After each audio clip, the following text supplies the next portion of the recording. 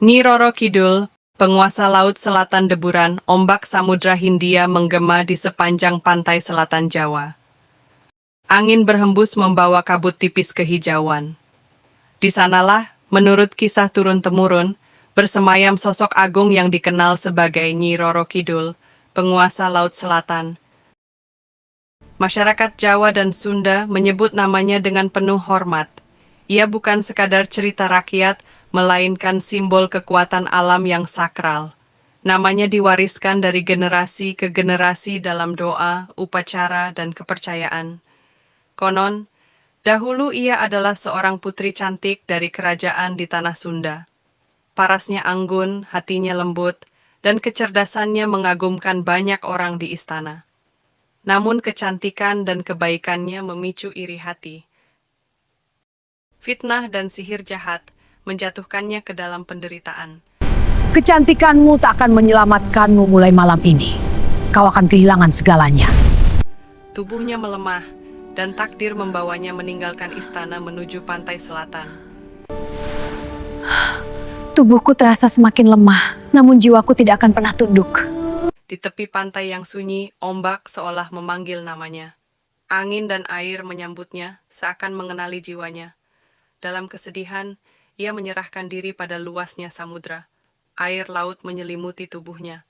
Bukan kematian yang datang, melainkan perubahan.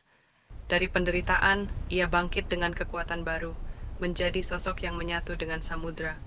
Ia menjelma sebagai ratu yang bermahkota ombak. Gaun hijaunya berkilau seperti cahaya laut dalam. Sejak saat itu, ia dikenal sebagai penguasa Laut Selatan, penjaga keseimbangan alam. Di kedalaman samudra, berdiri istana megah yang dipercaya menjadi kerajaannya.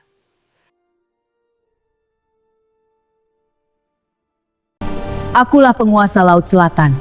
Aku dilahirkan untuk berkuasa. Ombak besar dan badai dipercaya bergerak atas kehendaknya. Ketika laut tenang, masyarakat bersyukur atas perlindungannya. Ketika badai datang, mereka mengingat kekuatan alam yang harus dihormati. Dalam tradisi Jawa, terutama di wilayah Keraton Yogyakarta dan Surakarta, terdapat kisah hubungan spiritual antara Raja-Raja Mataram dan Sang Ratu Laut Selatan. Hubungan itu melambangkan keseimbangan antara dunia manusia dan alam gaib.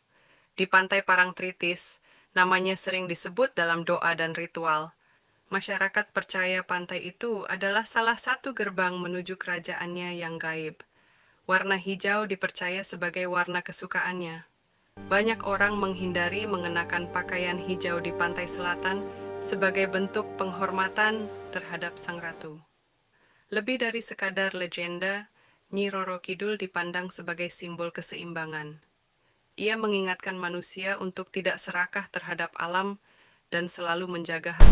Siapapun yang meremehkan kekuatan laut akan ditelan oleh amarahnya.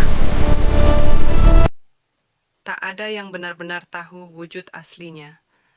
Ada yang menggambarkannya sebagai perempuan cantik bergaun hijau, ada pula yang melihatnya sebagai cahaya di tengah ombak malam.